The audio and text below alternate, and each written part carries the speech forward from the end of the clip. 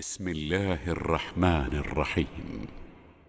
وكذلك جعلنا لكل نبي عدوا من المجرمين وكفى بربك هاديا ونصيرا. وقال الذين كفروا لولا نزل عليه القرآن جملة واحدة كذلك لنثبت به فؤادك ورتلناه ترتيلا. السلام عليكم ورحمة الله وبركاته. ഖുർആൻ പദം 1209 ദിവസത്തിലേക്ക് എല്ലാവരെയും ഹാർദമായി സ്വാഗതം ചെയ്യുന്നു. പരിശുദ്ധ ഖുർആനിലെ 25-ാമത്തെ അധ്യായമായ സൂറത്തുൽ ഫുർഖാനിലെ 31-32 ആയത്തുകളാണ് ഇന്ന് പഠനവിധേയമാക്കുന്നത്. ക്ലാസ് ആരംഭിക്കുന്നതിനായി ആദരണീയനായ ഡോക്ടർ AI വിലായത്തുള്ള സാഹിബിനെ ക്ഷണിക്കുന്നു. അസ്സലാമു അലൈക്കും വറഹ്മത്തുള്ളാഹി വബറകാതുഹു. അഊദു ബില്ലാഹി മിനശ് ശൈത്വാനിർ റജീം.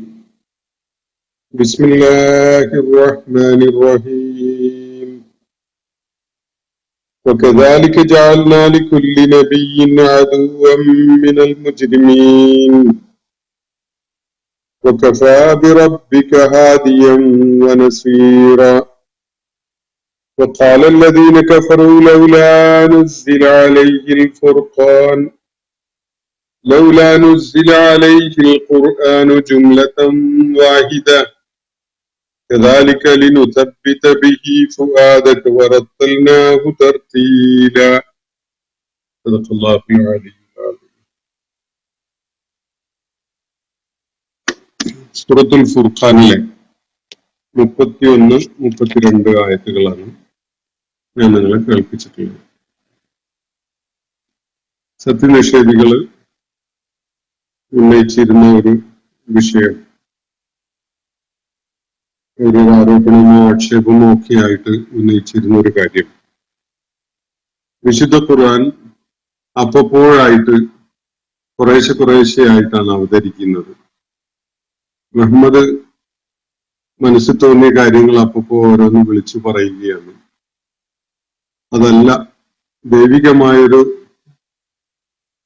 കാര്യമാണിതെങ്കിൽ അത് ഒരു ഗ്രന്ഥരൂപത്തിൽ ഒറ്റ തവണയായി ഒന്നാകെയായി അവതരിപ്പിക്കുമായിരുന്നില്ലേ?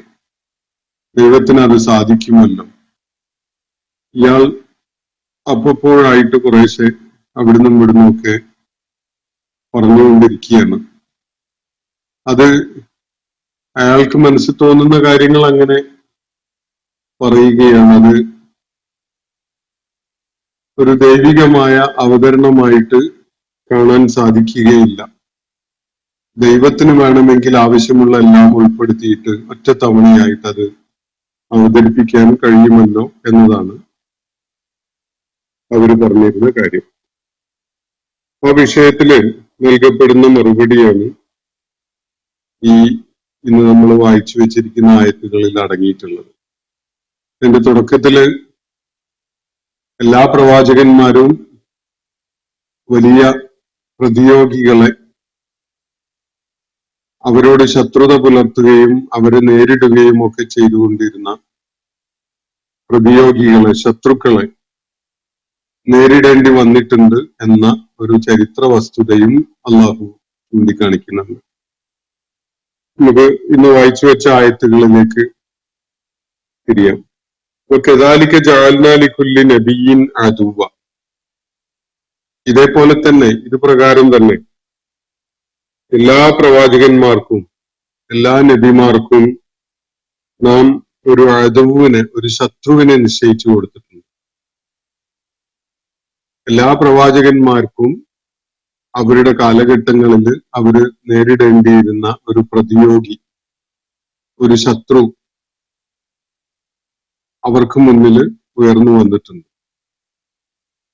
ആ ശത്രുവിനെ നേരിടുക എന്നത് വളരെ അനിവാര്യമാകുന്ന വിധത്തിലായിരുന്നു എല്ലാ പ്രവാചകന്മാരുടെയും ദൗത്യ നിർവഹണം. അത് ജഅൽനാ ലികുല്ലി നബിയ്യിൻ അദുവ്വൻ മിനൽ മുജ്രിമീൻ, ധിക്കാരികളായ അല്ലെങ്കിൽ കുറ്റവാളികളായ ക്രിമിനലുകളായ ആളുകളിൽപ്പെട്ട ശത്രുവിനെ എല്ലാ പ്രവാചകന്മാർക്കും അള്ളാഹു നിശ്ചയിച്ചിട്ടുണ്ട്. ഒരു പ്രവാചകന്റെ കാര്യത്തിലും ദൗത്യ നിർവഹണത്തിനായി രംഗത്ത് വരുന്നതോടെ അദ്ദേഹം മുന്നോട്ട് വെക്കുന്ന കാര്യത്തെ പൂർണ്ണമായ തൃപ്തിയോടെ എല്ലാവരും സമ്മതിച്ച് സ്വീകരിച്ച് സ്വാഗതം ചെയ്ത് ഒരു ചുവന്ന പരവതാനി വിരിച്ചുകൊണ്ട് അദ്ദേഹത്തെ ആനയിച്ചു കൊണ്ടുവരാറില്ല. എല്ലാ പ്രവാചകന്മാരുടെയും അനുഭവം സമൂഹം അതിനോട് എതിർപ്പ് കാണിക്കുകയും കൂട്ടത്തിൽ ചിലരൊക്കെ കടുത്ത ശത്രുത കാണിച്ചുകൊണ്ട് പ്രതികാരവാഞ്ചയോടുകൂടി രംഗത്ത് വരികയും അങ്ങനെ ആ പ്രവാചകനെ ദൗത്യ നിർവഹണത്തിന് തടസ്സം സൃഷ്ടിക്കുന്ന വിധത്തില് ദ്രോഹിച്ചുകൊണ്ടിരിക്കുകയൊക്കെ ചെയ്യുക എന്നത് എല്ലാ പ്രവാചകന്മാരുടെയും ചരിത്രത്തിൽ നമുക്ക് കാണാൻ സാധിക്കും. ആ വിധത്തിൽ കുറ്റവാളികളെ പ്രവാചകന്മാർക്കെതിരിൽ അള്ളാഹു തിരിച്ചുവിടാറുണ്ട്. അത് അള്ളാഹുവിന്റെ സുന്നത്തിന്റെ ഭാഗം തന്നെയാണ്.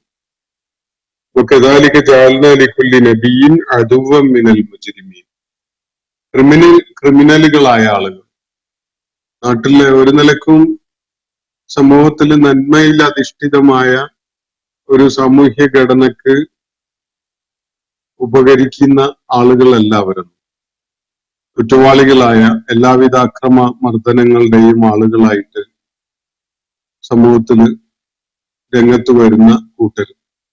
അവരിൽ പലരെയുമാണ് ഇങ്ങനെ ശത്രുക്കളായിട്ട് പ്രവാചകന്മാരെ നേരിടുന്നവരായി അള്ളാഹു തിരിച്ചുവിടാറുള്ളത്. എന്നിട്ട് തുറന്നു പറയുകയാണ്, പ്രവാചകരെ താങ്കൾക്ക് ഹാദിയായിട്ടും നസീറായിട്ടും അള്ളാഹു ധാരാളം മതിയായവനാണ്. രണ്ട് കാര്യങ്ങളാണ് ഇവിടെ നമുക്ക് കാണാൻ കഴിയുന്നത്. ഒന്ന്, പ്രവാചകന്മാർ മുഹമ്മദ് നബി സല്ലല്ലാഹു അലൈഹി വസല്ലമയുടെ മാത്രം കാര്യമല്ല, പിന്നിട്ട കാലങ്ങളിലെ സകല പ്രവാചകന്മാരും ഒരു അദുവിനെ, ഒരു മുഖ്യ ശത്രുവിനെ നേരിടേണ്ടി വന്നിട്ടുണ്ട്. അത്തരം ഘട്ടങ്ങളിലൊന്നും പ്രവാചകന്മാര് പതറിപ്പോവുകയോ തകർന്നു പോവുകയോ തളർന്നു പോവുകയോ ഒന്നുമല്ല ചെയ്തിട്ടുള്ളത്. കാരണം അവർക്ക് ഹാദിയും നസീറുമായിട്ട് എന്ത് ചെയ്യണം, ഏത് രീതിയിൽ മുന്നോട്ട് പോകണം എന്ന വിധത്തിൽ മാർഗദർശനം ചെയ്യുന്ന, അതിനുവേണ്ട സകലവിധ സാഹചര്യങ്ങളും ഒരുക്കി കൊടുക്കുന്ന ഒരു റബ്ബാണ് അവരുടെ മേൽനോട്ടക്കാരനായിട്ടുള്ളത്. അതുകൊണ്ട് തന്നെ ശത്രുക്കള് വൻ ശക്തികളായി മാറിയാലും അല്ലെങ്കിൽ സമൂഹത്തിൽ വലിയ അധികാരവും ശക്തിയും സ്വാധീനവും ഒക്കെ ഉള്ളവരാണെങ്കിലും പ്രവാചകന്മാരാരും തന്നെ അവരുടെ ദൗത്യം നിർത്തിവെച്ച് പൊയ്ക്കളയാറില്ല, രംഗം വിട്ടു പോകാറില്ല. എത്ര തന്നെ അക്രമമർദ്ദനങ്ങൾ ഏറ്റുവാങ്ങേണ്ടി വന്നാലും, എത്ര തന്നെ കടുത്ത ശത്രുതയാണ് കാണിക്കപ്പെടുന്നതെങ്കിലും പ്രവാചകന്മാർ അതിനെ നേരിട്ടുകൊണ്ട് ദൈവിക ദൗത്യവുമായിട്ട് മുന്നോട്ട് പോവുകയാണ് ചെയ്യുക. ഒരു പ്രവാചകന്റെ കാര്യത്തിലും അങ്ങനെ എതിർപ്പോ ശത്രുതയോ ഒന്നും നേരിടേണ്ടി വരാത്ത അനുഭവം ഉണ്ടായിട്ടില്ല. വിശുദ്ധ ഖുർആൻ പേരെടുത്ത് പറയുന്ന ഒത്തിരി പ്രവാചകന്മാരുണ്ട്. 25 പ്രവാചകന്മാരുടെ കാര്യം ഖുർആൻ പരാമർശിച്ചിട്ടുണ്ട്. ഈ പ്രവാചകന്മാരുടെയൊക്കെ ചരിത്രം പരിശോധിക്കുമ്പോൾ അവർക്കൊക്കെയും തന്നെ നേരിടാൻ അവരോട് ശക്തമായ എതിർപ്പ് കാണിച്ചുകൊണ്ട് രംഗത്ത് വന്ന പ്രതിയോഗികൾ ഉണ്ടായിരുന്നു എന്നതാണ് മനസ്സിലാക്കാൻ പറ്റുന്നത്. അതുകൊണ്ട് മുഹമ്മദ് നബി സല്ലല്ലാഹു അലൈഹി വസല്ലമയോട് അള്ളാഹു ഇവിടെ പറയുന്നത്, പ്രവാചകരെ, ഇത് അള്ളാഹുവിന്റെ സുന്നത്തിന്റെ ഭാഗമാണ്. പ്രവാചകന്മാർക്ക് പ്രതിയോഗികളോ ശത്രുക്കളോ ഉണ്ടായി വരിക എന്നത് അള്ളാഹുവിന്റെ തന്നെ സംവിധാനത്തിന്റെ ഭാഗമാണ്. ഒരു സമൂഹത്തിന്റെ കാര്യത്തിലും പ്രവാചകന്മാർ മുന്നോട്ട് വെക്കുന്ന ആശയങ്ങളും അതിന്റെ സുതാര്യതയും തെളിമയും അതുപോലെ ലാളിത്യവും ഒക്കെ ഇരിക്കെ തന്നെ അതാണ് ശരിയെന്ന് ഉൾക്കൊണ്ടുകൊണ്ട് എല്ലാവരും അങ്ങ് ഏറ്റെടുത്ത് അത് സ്വീകരിച്ച് അദ്ദേഹത്തെ ചുവന്ന പരവതാനി വിരിച്ച് സ്വീകരിക്കുന്ന ഒരു ഏർപ്പാടുണ്ടായിട്ടില്ല. മറിച്ചാണ് ഉണ്ടായിട്ടുള്ളത്. എതിർപ്പും ശത്രുതയും ഒക്കെ കനത്തു വരിക, കൂട്ടത്തില് പ്രതിയോഗികളുടെ കൂട്ടത്തില് ചിലര് വലിയ ശത്രുത കാണിച്ചുകൊണ്ട് മുഖ്യ ശത്രുവൊക്കെ ആയിട്ട് രംഗത്ത് വരിക എന്നത് അത് മനുഷ്യന്റെ സ്വാഭാവിക പ്രകൃതത്തിൽ നിന്ന് തന്നെ ഉണ്ടാവുന്ന ഒരു കാര്യമാണ്. വ്യത്യസ്തമായ ചിന്താഗതികളും വീക്ഷണഗതികളും വളരെ വിഭിന്നമായ രീതിയിലുള്ള നിലപാടുകളും സമീപനങ്ങളും ഒക്കെയാണ് ആളുകൾ സ്വീകരിക്കുക. കാരണം അവർക്ക് ബുദ്ധിപരമായ സ്വാതന്ത്ര്യം ഉള്ള വിധത്തിലാണ് അവർ സൃഷ്ടിക്കപ്പെട്ടിട്ടുള്ളത്. ബുദ്ധിപരമായ സത്യസന്ധത കാണിച്ചുകൊണ്ടാണ് എല്ലാവരും പ്രതികരിക്കുന്നതെങ്കിൽ പ്രവാചകന്മാർ മുന്നോട്ട് വെക്കുന്ന ആദർശത്തെ തള്ളിക്കളയാൻ ആർക്കും സാധിക്കില്ല. എന്നാൽ പലരും അങ്ങനെ ആയിക്കൊള്ളുന്നില്ല. പലരും അത്ര ഓണസ്റ്റ് അല്ലാത്ത രീതിയിൽ വേറെ പല താല്പര്യങ്ങളുടെയും സ്വാധീന വലയത്തിൽ പെട്ടുകൊണ്ട് ഏറ്റവും ചുരുങ്ങിയത് സ്വന്തത്തെക്കുറിച്ചുള്ള അപരിമേയമായ ധാരണകളോടെ അഹന്തയും ധിക്കാരവും ഒക്കെ കാണിച്ചുകൊണ്ട് പലരും അതിനോട് എതിർപ്പ് കാണിക്കുന്നവരായി മാറും. ഇതാണ് ചരിത്രത്തിൽ കാണാൻ കഴിയുന്ന ഒരു സംഗതി. പക്ഷെ അത് പ്രവാചകന്മാരെ നിയോഗിച്ചയച്ചത് അള്ളാഹു ആണെങ്കിൽ പിന്നെ എന്തുകൊണ്ട് ഈ എതിർപ്പും ശത്രുതയും തുടക്കത്തിൽ തന്നെ അള്ളാഹുവിനെ ഇല്ലാതാക്കിക്കൂടാ എന്നൊരു ചോദ്യം നമ്മുടെയൊക്കെ മനസ്സിൽ വരാം. അതിന് വലിയ ഹിക്മത്തുണ്ട് എന്നത് നമുക്ക് ആലോചിച്ചാൽ മനസ്സിലാകും. നമുക്ക് അതിലേക്ക് വരാം. ഈ ആയത്തുകൾ ഒന്നുകൂടി നമ്മൾ വിലയിരുത്താം. കദാലിക ജഅൽനാ ലികുല്ലി നബിയ്യിൻ അദുവൻ മിനൽ മുജ്രിമീൻ.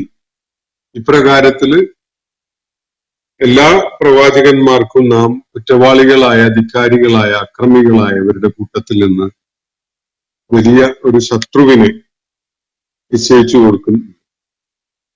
വകഫാ ബിറബ്ബിക ഹാദിയം വനസീറ. അപ്പൊ ഈ ശത്രുക്കൾ ഉണ്ടാക്കുന്ന വലിയ ദ്രോഹങ്ങളുടെയൊക്കെ കാര്യങ്ങൾ ഉണ്ടാകുമ്പോൾ, വലിയ ഉപദ്രവങ്ങൾ ഉണ്ടാകുമ്പോൾ ഒരു പ്രവാചകനും തളർന്നു പോവേണ്ടതില്ല, തകർന്നു പോവേണ്ടതില്ല, ദുർബലനായി വീണു പോവേണ്ടതില്ല. കാരണം എല്ലാ നിലക്കും മതിയായവനായ റബ്ബാണ് ആ പ്രവാചകന്റെ കാര്യത്തില് ഹാദിയും നസീറുമായിട്ടുള്ളത്. എങ്ങോട്ടാണ് നീങ്ങേണ്ടത്, എന്ത് സ്ട്രാറ്റജിയാണ് അവലംബിക്കേണ്ടത്, എന്ത് നയമാണ് സ്വീകരിക്കേണ്ടത്, ഏത് വിധത്തിലാണ് സാഹചര്യങ്ങളെ നേരിടേണ്ടത് എന്നതൊക്കെ തന്നെ വ്യക്തമായി അദ്ദേഹത്തിന് മാർഗദർശനം ചെയ്യുന്ന ഒരു ഹാദി, ഒരു മാർഗദർശി ആയിട്ടാണ് റബ്ബ് ആ പ്രവാചകന്റെ കൂടെയുള്ളത്. അതേപോലെ തന്നെ ആവശ്യമായ സഹായങ്ങള് വേണ്ട വിധത്തിൽ നൽകിക്കൊണ്ടിരിക്കുന്ന ഒരു റബ്ബാണ് നസീറായിട്ട് കൂടെയുള്ളത്. അതുകൊണ്ട് തന്നെ ഒരു പോരായികയും സംഭവിക്കുകയില്ല. അള്ളാഹു ചുമതലപ്പെടുത്തിയിട്ടുള്ള ദൗത്യം നിർവഹിക്കാൻ സന്നദ്ധതയോടുകൂടി രംഗത്ത് വരികയേ വേണ്ടതുള്ളൂ. പിന്നീട് എങ്ങനെ മുന്നോട്ട് പോകണം എന്നത് വഴിമുട്ടുമ്പോഴൊക്കെയും മാർഗം കാണിക്കാൻ തീർച്ചയായിട്ടും അള്ളാഹു ഉണ്ടാവും. മൂസ അലൈഹി ഇസ്ലാമിന്റെ ജീവിതാനുഭവങ്ങൾ നമ്മുടെ മുന്നിലുണ്ട്. അതുപോലെ ലൂത്ത് അലൈഹി ഇസ്ലാമിന്റെ, ഇബ്രാഹിം അലൈഹി ഇസ്ലാമിന്റെ തുടങ്ങിയ എല്ലാ പ്രവാചകന്മാരുടെയും ദൗത്യ നിർവഹണ ജീവിതത്തിന്റെ തീക്ഷ്ണമായ പ്രതിസന്ധി ഘട്ടങ്ങളിലൂടെ കടന്നു പോകുന്ന സന്ദർഭങ്ങളിൽ അവര് എങ്ങനെയാണ് മാർഗദർശനം ചെയ്യപ്പെടുകയുണ്ടായത് എന്നത് നമുക്ക് വിശുദ്ധ ഖുർആനിലെ അത്തരം സംഭവങ്ങളുടെ വിവരണ ഘട്ടങ്ങളിൽ തന്നെ മനസ്സിലാക്കാൻ സാധിക്കുന്നുണ്ട്. കൃത്യമായ മാർഗദർശനം, കൃത്യമായ ഇടപെടല് ഇബ്രാഹിം അലൈഹി ഇസ്ലാമിന്റെ ജീവിത കാര്യത്തിൽ അത് വളരെ തെളിമയോടുകൂടി കാണാൻ സാധിക്കും. അവസാനം തീക്കുണ്ടത്തിലേക്ക് എടുത്തെറിയപ്പെടുമ്പോ സ്വാഭാവികമായ തീയുടെ പ്രകൃതത്തെ മാറ്റിവെക്കാൻ അള്ളാഹു തീയിന് നിർദ്ദേശം നൽകുകയാണ്. യാനാറ കൂനി ബർദം വസലാമൻ അല ഇബ്രാഹിം എന്ന് അള്ളാഹു നിർദ്ദേശിച്ചുകൊണ്ട് തീയിനോട് ഇബ്രാഹിം അലൈഹി ഇസ്ലാമിന് കുളിരും തണുപ്പും ഒക്കെ ആയിക്കൊള്ളാൻ നിർദ്ദേശിക്കുകയാണ് അള്ളാഹു ചെയ്യുന്നത്. അള്ളാഹു ഏത് വിധത്തിലാണ് നുസ്രത്ത് നൽകുന്നത്, അവൻ സഹായിയായിട്ട് എങ്ങനെയാണ് പ്രവർത്തിക്കുന്നത് എന്നതിന്റെ സൂചനയാണ്. ഈസാ അലൈഹിസ്ലാമിനെ കുരിശിലേറ്റാൻ വേണ്ടി അവർ കൊണ്ടുപോകുമ്പോൾ അള്ളാഹുവിന്റെ ഇടപെടൽ ഉണ്ടാവുന്നുണ്ട്. അങ്ങനെ ഈസാ അലൈഹി ഇസ്ലാമിനെ അവർക്ക് കുരിശിലേറ്റാൻ സാധിച്ചിട്ടില്ല. ഈസാ അലൈഹി ഇസ്ലാമിനെ നാം ഉയർത്തുകയാണ് ഉണ്ടായത് എന്ന് അള്ളാഹു പറയുന്നത് നമുക്ക് കാണാൻ സാധിച്ചിട്ടുണ്ട് വിശുദ്ധ ഖുർആനിൽ.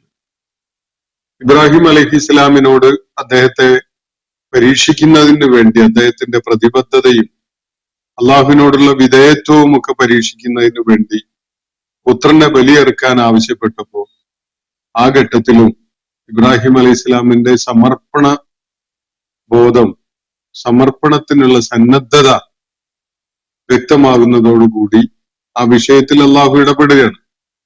ഇങ്ങനെ ഓരോ സന്ദർഭത്തിന്റെയും ആവശ്യമനുസരിച്ച് വേണ്ട മാർഗദർശനം നൽകുകയും അതുപോലെ സഹായം നൽകുകയും ചെയ്യുന്ന ഒരു റബ്ബാണ് പ്രവാചകന്മാരെ ദൗത്യം നിർവഹിക്കാൻ വേണ്ടി അയച്ചിട്ടുള്ളത്. സ്വാഭാവികമായിട്ടും അവൻ ഈ പ്രവാചകന്മാർക്ക് ചില ശത്രുക്കളെ നിശ്ചയിച്ചു കൊടുത്തിട്ടുണ്ടെങ്കിൽ അത് ആ പ്രവാചകന്മാരുടെ ദൗത്യ നിർവഹണത്തിന്റെ പൂർത്തീകരണത്തിന് ആവശ്യമായ വിധത്തിലുള്ള ഒരു സംവിധാനമാണ്. ഒരിക്കലും തന്നെ ഒരു ആദർശം, ഒരു വിശ്വാസ ദർശനം അത് സമർപ്പിക്കപ്പെടുന്നതോടെ എല്ലാവരും സ്വീകരിക്കുകയാണെങ്കിൽ അതിന് വേണ്ടത്ര വേരോട്ടം നേടാൻ കഴിയുകയില്ല. എന്നാൽ ഒരു ആദർശം ജനങ്ങളുടെ മുന്നിൽ അവതരിപ്പിക്കപ്പെടുമ്പോൾ ആളുകൾ അതിനെക്കുറിച്ച് ആലോചിക്കുകയും ചിന്തിക്കുകയും വ്യത്യസ്ത തലങ്ങളിൽ നിന്നുകൊണ്ട് അതിനെ നേരിടാൻ വേണ്ടി ജനങ്ങൾ രംഗത്ത് വരികയൊക്കെ ചെയ്തു കഴിഞ്ഞാൽ തീക്ഷ്ണമായ കഠിനമായ അവസ്ഥകളിലൂടെ കടന്നു പോകേണ്ടി വരുമ്പോൾ എന്നിട്ടും അത് അതിജീവിക്കുന്നുവെങ്കിൽ തീർച്ചയായിട്ടും അതിന് വേരോട്ടം നേടാൻ കഴിയും. സമൂഹത്തില് ആ വിശ്വാസ ആദർശങ്ങളുടെ യുക്തിഭദ്രത ബോധ്യപ്പെടുന്ന വിധത്തില് ജനങ്ങൾ അത് കൃത്യമായി ഉൾക്കൊണ്ടിട്ടുണ്ടാകും.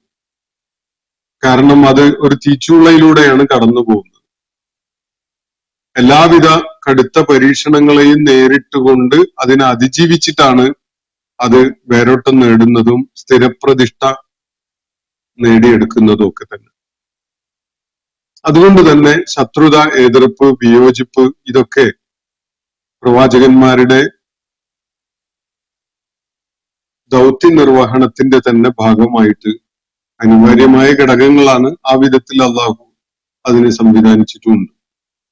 ആളുകൾക്ക് അതിന്റെ എല്ലാ തലങ്ങളെയും, അതുകൊണ്ടാണ് യഥാർത്ഥത്തില് ഈ കാലഘട്ടത്തില് വിശുദ്ധ ഖുർആൻ, ഇസ്ലാം ഒക്കെ പലപ്പോഴും നിരന്തരമായി വെല്ലുവിളിക്കപ്പെടുകയാണല്ലോ. പല വിധത്തിലുള്ള ആക്ഷേപങ്ങളും ആരോപണങ്ങളും വിമർശനങ്ങളും ഉയർന്നു വരികയാണ്. പക്ഷെ ഓരോ വിമർശനവും, ഓരോ ആക്ഷേപവും, ഓരോ വെല്ലുവിളിയും അതിന്റെ കത്തലും കാളലും കഴിഞ്ഞതിന് ശേഷം പിന്നെ ആർക്കെങ്കിലും അതിൽ വല്ല പ്രസക്തിയുള്ളതായിട്ട് തോന്നാറുണ്ട്.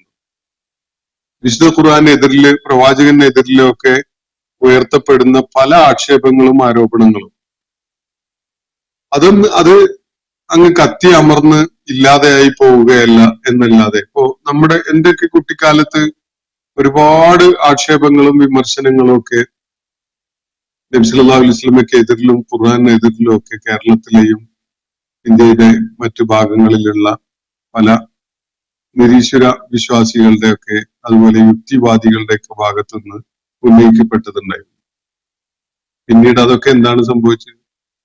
അവര് പോലും അത് ഉന്നയിക്കാത്ത കാര്യങ്ങളായിട്ട് മാറി. പലരും പൊടി തട്ടി അതിനെ വീണ്ടും കൊണ്ടുവരാറൊക്കെ ഉണ്ടെങ്കിലും അതൊന്നും വിലപ്പോവാറില്ല. അപ്പോ വിമർശനങ്ങളും എതിർപ്പും ഒക്കെ ഉണ്ടാവുന്നത് ഈ ദൈവിക സരണിയെ കൂടുതൽ പ്രശോഭിതമാവാനാണ്, അതിനെ പ്രശോഭിതമാക്കാനാണ് ഉപകരിക്കുന്നത് എന്നതാണ് വസ്തുത. ഇതേ ഒരു കാര്യം പ്രവാചകന്മാരുടെ കാര്യത്തില് അവർക്ക് അള്ളാഹു ചില ശത്രുക്കളെ നിശ്ചയിച്ചു കൊടുത്തു എന്നതിൽ അടങ്ങിയിട്ടുണ്ട്. ആ ശത്രുത കനപ്പെട്ടു വരുമ്പോഴാണ് ആളുകള് നിലപാട് ആക്കിക്കൊണ്ടുവരും. സത്യസന്ധതയുള്ള ആളുകള് ആ പ്രവാചകനെ പിന്തുണക്കാനായിട്ട് എല്ലാ ത്യാഗത്തിനും സന്നദ്ധമായിട്ട് രംഗത്ത് വരും. സത്യസന്ധത ഇല്ലാത്ത കുറ്റവാളികളുടെ മനസ്ഥിതിയുള്ള ആളുകൾ ആ വിധത്തിൽ പെരുമാറും. അതുപോലെ കാപ്പട്യം പേറി നടക്കുന്ന ആളുകൾ രണ്ട് വഞ്ചിയിലും കാലിട്ടുകൊണ്ടുള്ള ഒരു നിലപാട് സ്വീകരിക്കും. ഇതൊക്കെ ഈ എതിർപ്പും പ്രതിഷേധവും ഒക്കെ കനപ്പെട്ടു വരുമ്പോൾ ഉണ്ടാവുന്ന കാര്യങ്ങളാണ്. ഇത് അള്ളാഹുവിന്റെ ഒരു സംവിധാനത്തിന്റെ തന്നെ ഭാഗമാണ് എന്നാണ് ഇവിടെ വ്യക്തമാക്കപ്പെടുന്നത്. കദാലിക ജഅൽനാ ലികുല്ലി നബിയ്യിൻ അദുവ്വൻ മിനൽ മുജ്രിമീൻ വകഫാ ബിറബ്ബിക ഹാദിയം വനസീറ. അള്ളാഹു അദുവിനെ, ശത്രുവിനെ നിശ്ചയിച്ചു എന്നതിന്റെ കാരണത്താൽ ഒരു പ്രവാചകനും രംഗം വിട്ട് ഓടേണ്ടി വന്നിട്ടില്ല. ദൗത്യ നിർവഹണം അവസാനിപ്പിച്ച് പോയി കളയുന്ന ഒരവസ്ഥ ഉണ്ടാവുന്നില്ല. മറിച്ച് അള്ളാഹുവിന്റെ സന്ദർഭോചിതമായ മാർഗദർശനവും സഹായവും പ്രയോജനപ്പെടുത്തിക്കൊണ്ട് അവർ മുന്നോട്ട് പോവുകയാണ് ചെയ്തിട്ടുള്ളത്. എതിർപ്പും ശത്രുതയും ഒക്കെ പ്രവാചകന്മാരും മുന്നോട്ട് വെച്ചിട്ടുള്ള ജീവിത ദർശനത്തെ കൂടുതൽ ആകർഷകമാക്കി, കൂടുതൽ പ്രഭാപൂരിതമാക്കി, പ്രശോഭിതമാക്കി എന്നതാണ് അതിന്റെ ഫലം. തുടർന്ന് അല്ലാഹു പറയാണ്, വഖാലല്ലദീന കഫറു, നിഷേധികൾ ചോദിക്കുന്നു, ലൗലാ നുസ്സില അലൈഹിൽ ഖുർആനു ജുംലതൻ വാഹിദ, ഇതെന്താ ഇയാൾക്ക് ഖുർആൻ ഒറ്റയടിക്ക് ഒരൊറ്റ തവണയായി ഇതൊന്നാകെ അങ്ങ് അവതരിപ്പിച്ചുകൂടാ? ഇതെന്താ പലപ്പോഴായിട്ട് ഇങ്ങനെ മുറിഞ്ഞ് ഓരോ കഷ്ണങ്ങളായിട്ട് മുറിഞ്ഞാണല്ലോ ഇത് വരുന്നത്? ഇതിനവര് പറയുന്ന ഒരു ന്യായമുണ്ട്.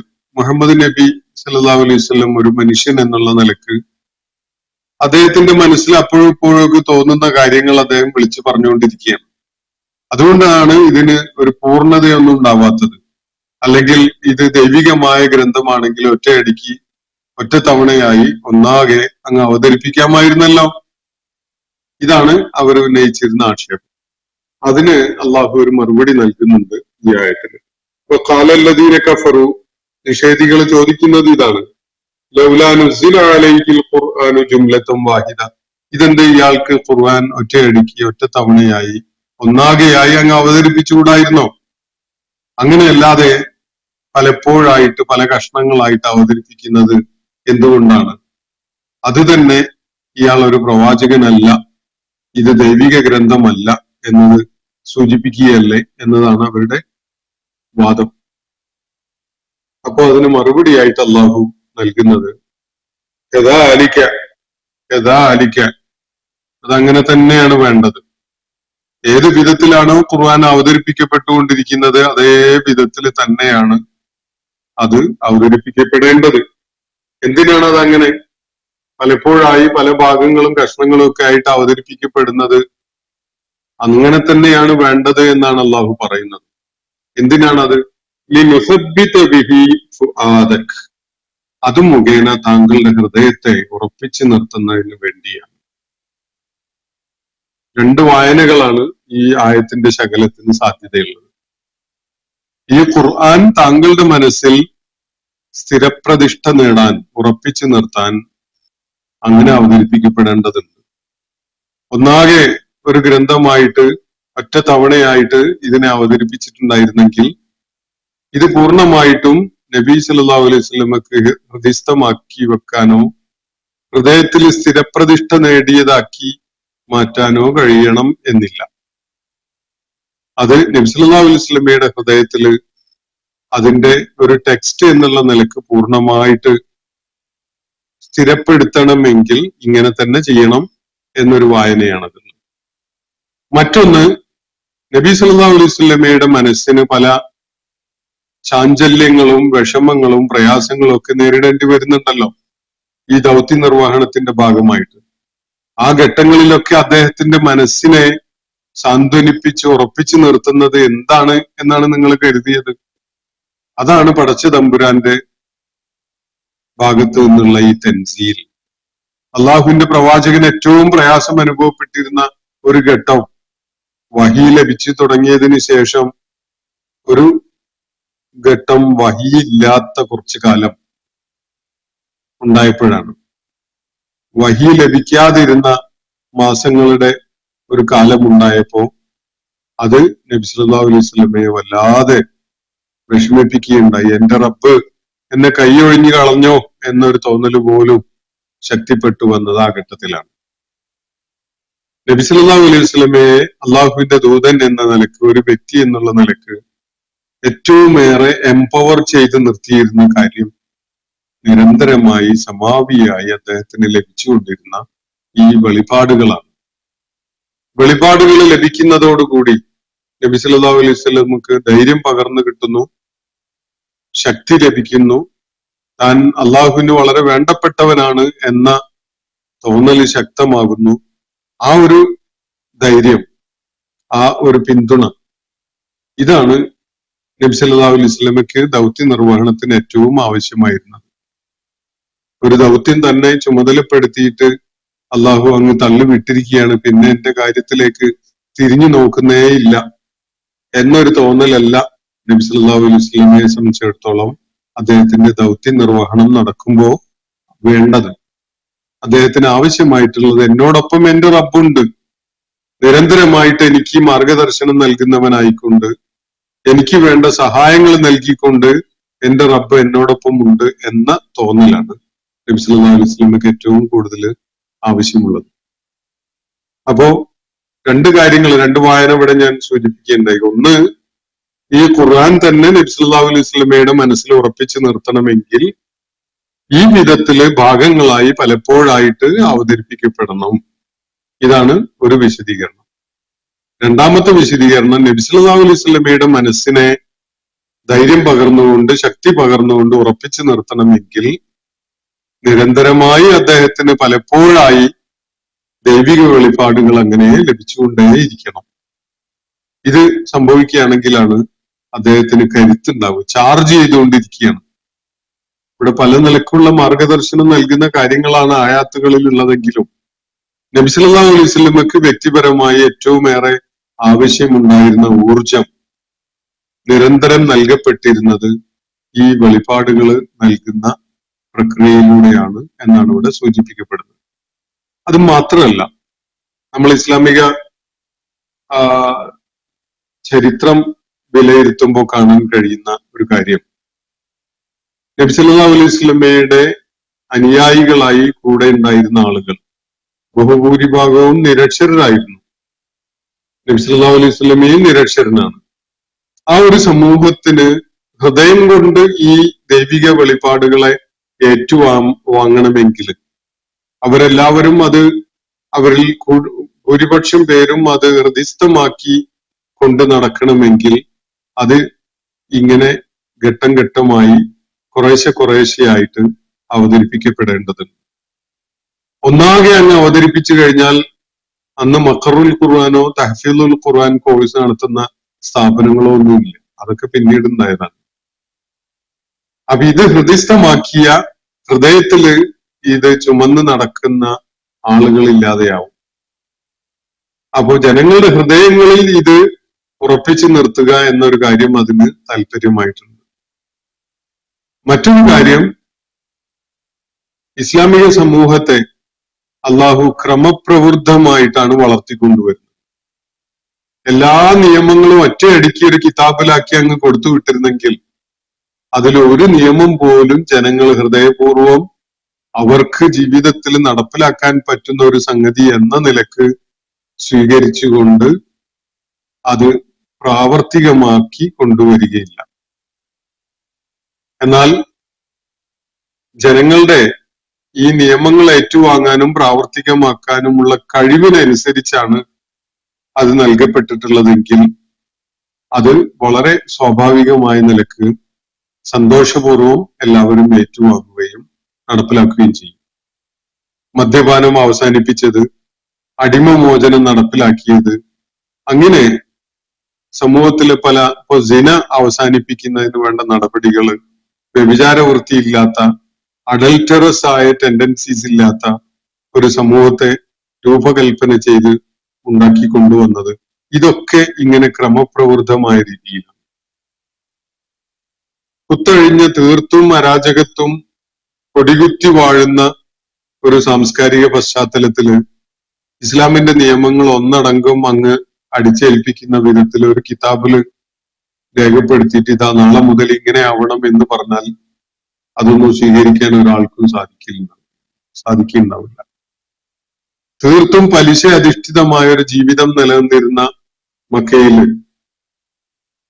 പലിശ തീർത്തും വിഭാടനം ചെയ്യപ്പെടാൻ പറ്റുന്ന ഒരു സംവിധാനം അള്ളാഹു കൊണ്ടുവന്നത് വളരെ ക്രമപ്രവൃത്തമായ ഒരു രീതിയിൽ.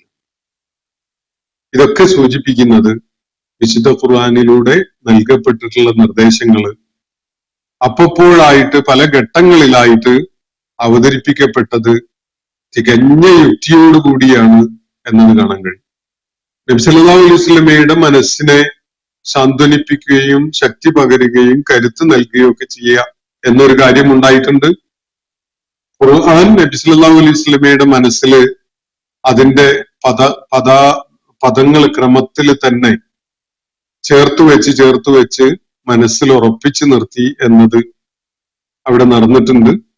സമൂഹത്തിന് വിശുദ്ധ ഖുർആൻ പകർന്നു നൽകിയ നിർദ്ദേശങ്ങളും നിയമങ്ങളും ഉൾക്കൊള്ളാനും അംഗീകരിക്കാനും പ്രാവർത്തികമാക്കാനും കഴിയുന്ന വിധത്തിലുള്ള സാവകാശം ലഭിക്കുകയുണ്ടായിട്ടുണ്ട്. ഒരു സമൂഹം എന്നുള്ള നിലക്ക് നബി സല്ലല്ലാഹു അലൈഹി വസല്ലമയുടെ നേതൃത്വത്തിൽ അവിടെ വളർന്നു വന്നിട്ടുണ്ടായിരുന്ന ആ മദീനയിലെ സമൂഹത്തിന് അവരുടെ നാഗരികമായ വളർച്ച സമയമെടുത്തുകൊണ്ട് നേടാൻ സാധിച്ചു എന്നതൊക്കെ വിശുദ്ധ ഖുർആൻ പലപ്പോഴായിട്ട് പല ഘട്ടങ്ങളിലായിട്ട് അപ്പോഴായിട്ടൊക്കെ അവതരിപ്പിച്ചു എന്നതിന്റെ യുക്തിയായിട്ട് നമുക്ക് കാണാൻ സാധിക്കും. തീർച്ചയായിട്ടും ഈ കാര്യങ്ങളൊക്കെ അതിൽ അടങ്ങിയിട്ടുണ്ട് എന്നതാണ് വസ്തുത. وقال الذين كفروا لولا نزل عليه القرآن جملة واحدة. ഒറ്റയടിക്ക് ഒറ്റ തവണയായി ഒന്നാകെ ഇതങ്ങ് അവതരിപ്പിക്കാതിരുന്നത് എന്ത് എന്നാണ് നിഷേധികൾ ചോദിക്കുന്നത്. അതിന് മറുപടി അള്ളാഹു നൽകുന്നത് കദാലിക, അത് അങ്ങനെയാണ് വേണ്ടത്. ഈ നുസബ്ബിത ബിഹി ഫുആദക്, നിന്റെ ഹൃദയത്തെ അത് മുഖേന ഉറപ്പിച്ചു നിർത്തുക എന്നതാണ് താല്പര്യം. നിന്റെ ഹൃദയത്തിൽ ഖുർആൻ ഉറപ്പിച്ചു നിർത്തുക, അതേപോലെ നിന്റെ ഹൃദയം ചാഞ്ചല്യം നേരിടുന്ന അവസ്ഥയിൽ അതിനെ ഉറപ്പിച്ചു നിർത്തുക. ഇതൊക്കെ അതിന്റെ താല്പര്യമാണ്. വറത്തൽനാഹു തർത്തീല, മാത്രവുമല്ല നാം അതിന്റെ സമയം എടുത്തുകൊണ്ട് ഈണത്തിലും അതിന്റെ സാവകാശത്തിലുമായിട്ടാണ്, ശരിയായ സാവകാശത്തോടെയാണ് നാം അത് നിനക്ക് പാരായണം ചെയ്ത് തന്നിട്ടുള്ളത്. തർത്തീൽ എന്നത് വിശുദ്ധ ഖുർആന്റെ പാരായണത്തിൽ അവലംബിക്കേണ്ട ഒരു സാവകാശത്തെയാണ് സൂചിപ്പിക്കുന്നത്. അതിവേഗത്തില് പാരായണം ചെയ്യുക അല്ലെങ്കിൽ വളരെ വളരെ വളരെ സ്ലോ ആയിട്ട് പാരായണം ചെയ്യുക എന്നതല്ല. വിശുദ്ധ ഖുർആന്റെ ഈണവും താളവും ഒക്കെ നിലനിർത്തിക്കൊണ്ട് അതിന് ആളുകളുടെ മനസ്സിനെ കവർന്നെടുക്കാൻ കഴിയുന്ന വിധത്തിലുള്ള അതിന്റെ ആകർഷണീയതയോടുകൂടി പാരായണം ചെയ്യപ്പെടുക എന്നതാണ് അതിന്റെ താല്പര്യം. ആ വിധത്തിൽ നബി സല്ലല്ലാഹു അലൈഹി വസല്ലം ജനങ്ങളെ അത് പഠിപ്പിച്ചിട്ടുണ്ട്. മലക്ക് ജിബ്രീല് നബി സല്ലല്ലാഹു അലൈഹി വസല്ലമക്ക് അത് കേൾപ്പിച്ചു കൊടുത്തിട്ടുള്ളത് ആ വിധത്തിലാണ്. സഹാബികളുടെ കൂട്ടത്തിൽ ചിലരെ അത് അവതരിപ്പിക്കപ്പെട്ട വിധത്തില് പാരായണം ചെയ്യാൻ കഴിയുന്നവരായി നബി സല്ലല്ലാഹു അലൈഹി വസല്ലം പരിശീലിപ്പിച്ചെടുത്തിട്ടുണ്ട്. ചില സഹാബിമാരെ ചൂണ്ടിക്കാണിച്ചുകൊണ്ട് നബി സല്ലല്ലാഹു അലൈഹി വസല്ലം പറയുകയുണ്ടായിട്ടുണ്ട്, വിശുദ്ധ ഖുർആനെ അത് അവതരിപ്പിക്കപ്പെട്ട വിധത്തില് അതിന്റെ തനിമയോടുകൂടി പാരായണം ചെയ്ത് കേൾക്കാൻ നിങ്ങൾ ആഗ്രഹിക്കുന്നുവെങ്കിൽ ഇന്ന സഹാബിയെ നിങ്ങൾ കേൾക്കുക എന്ന് പറയുന്ന വിധത്തിൽ നമുക്ക് ഹദീസുകളിൽ കാണാൻ സാധിക്കും. അപ്പോ വറത്തൽനാഹു തർത്തീല, നാം അതിനെ തർത്തീലായിട്ടാണ് പാരായണം ചെയ്ത് കേൾപ്പിച്ചിട്ടുള്ളത്. പാരായണത്തിന്റെ മര്യാദകളും സാവകാശവും ഒക്കെ ഉള്ള വിധത്തില് തർത്തീലായിട്ട് വിശുദ്ധ ഖുർആന്റെ പാരായണത്തിനുള്ള ഒരു ക്രമമാണ്, ഒരു സാവകാശമാണ്, അല്ലെങ്കിൽ അതിന് സ്വീകരിക്കപ്പെടേണ്ട ഒരു രീതിയും ശൈലിയുമാണ് ഇവിടെ സൂചിപ്പിക്കപ്പെടുന്നത്. അതിനാണ് തർത്തീൽ എന്ന് പറയുന്നത്. വറത്തൽനാഹു തർത്തീല, അത് അതിവേഗത്തില് ഫാസ്റ്റ് ട്രാക്ക് മോഡില് അങ്ങനെയുണ്ട്. ഇപ്പൊ അങ്ങനെയൊക്കെ സാധിക്കുമല്ലോ നമുക്ക്. ഇലക്ട്രോണിക് സംവിധാനങ്ങൾ അങ്ങനെയുള്ളത് കൊണ്ട് സ്പീഡ് വർദ്ധിപ്പിച്ച് ഇരട്ടിയാക്കി 10 മടങ്ങാക്കിയിട്ടൊക്കെ വായിക്കാൻ കഴിയും. പ്രത്യേകിച്ച് കമ്പ്യൂട്ടറിൽ ഈ സ്ക്രീൻ റീഡിംഗ് ഒക്കെ നടത്തുന്ന ആളുകൾ അതിവേഗതയിൽ വായിക്കുന്നത് നമുക്ക് കേൾക്കാനൊക്കെ സാധിക്കും. നമുക്കും ചെയ്യാം അത് വേണമെങ്കിൽ. നമ്മുടെ വായനയുടെ വേഗത വർദ്ധിപ്പിച്ചുകൊണ്ട് നമ്മൾ കേൾക്കുന്നതിന്റെ വേഗത വളരെ ഫാസ്റ്റ് ആക്കിയിട്ട് നമ്മൾ വാട്സപ്പിലൊക്കെ വോയിസ് മെസ്സേജസ് അങ്ങനെ ചെയ്യാറുണ്ടല്ലോ, അതിന്റെ ഇരട്ടിയാക്കിക്കൊണ്ടും ഒക്കെ നമ്മൾ കേൾക്കാറുണ്ട്, വേഗം കേട്ട് തീർക്കാൻ വേണ്ടി. പ്രത്യേകിച്ച് ചിലർ സമയമെടുത്തുകൊണ്ട് സംസാരിക്കുന്ന പ്രകൃതമുള്ള ആളുകളായിരിക്കും. അതൊക്കെ ഫാസ്റ്റ് ട്രാക്ക് മോഡിൽ അങ്ങ് പ്ലേ ചെയ്താൽ നമുക്ക് കുറഞ്ഞ സമയം കൊണ്ട് കേട്ട് തീർക്കാൻ കഴിയുമല്ലോ. അപ്പൊ അങ്ങനെയാണ്. ഖുർആൻ അങ്ങനെയല്ല, വറത്തൽനാഹു തർത്തീല. അതിന് സമയം എടുത്തുകൊണ്ട് ഈണത്തിലും താളത്തിലുമായിട്ട് ആണ് നാം അതിനെ പാരായണം ചെയ്ത് കേൾപ്പിച്ചിട്ടുള്ളത്. ഇതാണ് അള്ളാഹു ഇവിടെ പറയുന്ന കാര്യം. അപ്പോ ഖുർആൻ അവതരിപ്പിക്കേണ്ടത് എങ്ങനെയാണ് എന്നത് നിങ്ങൾ ആരും അള്ളാഹുവിനെ പഠിപ്പിക്കേണ്ടതില്ല. അള്ളാഹു അത് ഇപ്പോ ഒരു വിധത്തിൽ അവതരിപ്പിച്ചിട്ടുള്ളത് ആ വിധത്തിൽ തന്നെയാണ് അത് അവതരിപ്പിക്കപ്പെടേണ്ടിയിരുന്നത്. അപ്പോഴേ അതുകൊണ്ട് ഉദ്ദേശിക്കപ്പെട്ട കാര്യങ്ങൾ നിർവഹിക്കപ്പെടുകയുള്ളൂ എന്നാണ് അള്ളാഹു ഇവിടെ ചൂണ്ടിക്കാണിക്കുന്നത്. സൂറത്തുൽ ഫുർഖാനിലെ 31-32 ആയത്തുകളാണ് ഞാൻ നിങ്ങളെ കേൾപ്പിച്ചിട്ടുള്ളത്. ഒരു ചോദ്യം ഇന്നലെ മിനിയാന്നോ മറ്റോ ഉന്നയിക്കപ്പെട്ടതുണ്ടായിരുന്നു. വിശുദ്ധ ഖുർആനിലെ നമ്മൾ പഠന വിധേയമാക്കിയിട്ടുള്ള 25-ാമത്തെ ആയത്ത്, വയൗമ തശഖഖു സ്സമാഉ ബിൽ ഗമാമി വനസലൽ മലായികത തൻസീല, ഈ ആയത്തുമായി ബന്ധപ്പെട്ടുകൊണ്ടുള്ളതാണ്. ആകാശത്തെ മേഘങ്ങളെ പിളർത്തിക്കൊണ്ട് മലക്കുകൾ അവതരിപ്പിക്കപ്പെടുന്നതിനെ കുറിച്ചുള്ള, മലക്കുകൾ ഇറങ്ങി വരുന്നതിനെ കുറിച്ചുള്ള ആയത്താണ്. ആ ദിവസം എന്ന് പറഞ്ഞുകൊണ്ട് പറയുന്നത്. അപ്പോ അതിനെ പരാമർശിച്ചുകൊണ്ട് SK എന്ന പ്രൊഫൈലിലുള്ള ആള് ഉന്നയിച്ചിരിക്കുന്ന ചോദ്യം ഞാൻ കേൾപ്പിക്കും. മേഘങ്ങളെ പിളർത്തി വരും എന്ന പരാമർശം അക്കാലത്ത് എന്തോ ഘനമുള്ള വസ്തുവാണ് മേഘം എന്ന അശാസ്ത്രീയ ധാരണയുടെ ഫലമായി വന്ന ഭാവനകളല്ലേ എന്നാണ് ഇയാളുടെ ചോദ്യത്തിന്റെ ആദ്യ ഭാഗം. അല്ല എന്നാണ് എനിക്കുള്ള ഉത്തരം. കാരണം തശഖഖു എന്നതിന് അങ്ങനെ ഘനമുള്ള ഒരു സാധനം പിളർത്തുക എന്നൊന്നും അർത്ഥമില്ല. അതെന്തു ആവാം. മേഘം ഘനമുള്ളതാണ് എന്നൊരു ധാരണ പണ്ടുണ്ടായിരുന്നോ എന്നതിൽ തന്നെ എനിക്ക് സംശയമുണ്ട്. അങ്ങനെ ഉണ്ടായിരുന്നില്ല എന്നാണ് ഞാൻ മനസ്സിലാക്കുന്നത്. പലപ്പോഴും മേഘത്തിനെ പഞ്ഞിക്കട്ടയായിട്ടോ അതുപോലെ കനമില്ലാത്ത തീരെ ഭാരമില്ലാത്ത ഒരു സംഗതിയായിട്ടൊക്കെയാണ് ആളുകൾ കണ്ടിരുന്നത്. അങ്ങനെയാണ് സാഹിത്യത്തിലൊക്കെ പലയിടത്തും കാണാൻ പറ്റിയിട്ടുള്ളത്. അല്ലാതെ കനം തൂങ്ങി നിൽക്കുന്ന അല്ലെങ്കിൽ ഭയങ്കര ഒരു മാസായിട്ടുള്ള ഒരു സംഗതിയാണെങ്കിൽ, വളരെ സോളിഡായ നല്ല ഭാരമുള്ളതാണെങ്കിൽ താഴോട്ട് വീണു പോവും, നമ്മളുടെ തലയിലൊക്കെ വന്ന് അത് ആ കനത്തിൽ ഇരുമ്പ് കട്ടയൊക്കെ പതിക്കുന്ന പോലെ പതിക്കും എന്നൊക്കെയുള്ള ഒരു ധാരണയും പേടിയും ഉണ്ടാവാനാണ് സാധ്യത കൂടുതലുള്ളത്. മറിച്ച് അങ്ങനെ ഒരു ധാരണ പണ്ടുണ്ടായിരുന്നു, എന്നിട്ട് ഇരുമ്പ് കട്ട പിളർത്തുന്ന പോലെ അത് പിളർത്തിയിട്ടാണ് ഈ മലക്കുകൾ പുറത്തു വരുന്നത് എന്ന് ആണ് ഇവിടെ ഖുർആൻ അന്നത്തെ ആളുകളോട് സൂചിപ്പിച്ചത് എന്നൊന്നും കരുതാൻ യാതൊരു ഗ്രൗണ്ടും ഇല്ല. അങ്ങനെയുള്ള ഒരു ധാരണ ഉണ്ടായിരുന്നു എന്നത് ഞാൻ മനസ്സിലാക്കിയിട്ടില്ല, എനിക്ക് പറ്റിയിട്ടില്ല. മേഘങ്ങളെ പിളർത്തി എന്ന് പറയുന്നത് കനമില്ലാത്ത സാധനത്തിനെയും വകഞ്ഞു മാറ്റി പിളർത്തി വരെ. തശഖഖു എന്നത് ആ വാക്ക് കീറി മുറിക്കുക, അതിനെ വകഞ്ഞു മാറ്റുക, വേർപ്പെടുത്തുക, ഇങ്ങനെയൊക്കെയുള്ള പല അർത്ഥങ്ങളും ഉണ്ട്. അത് കനമുള്ളതും ആകാം, കനമില്ലാത്തതും ആകാം. കനമുള്ളതിനെ മാത്രം സൂചിപ്പിക്കാൻ വേണ്ടിയുള്ള ഒരു പദമല്ല അത് എന്നത് ഒന്നാമതായിട്ട് പറയുകയാണ്.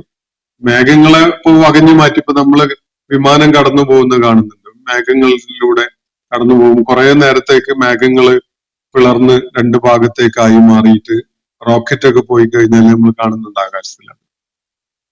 ആ പാസ് ചെയ്ത ഭാഗത്തെ മേഘങ്ങൾ രണ്ട് ഭാഗത്തേക്കുമായിട്ട് പിളർന്ന് മാറിയിട്ടുണ്ടാവും.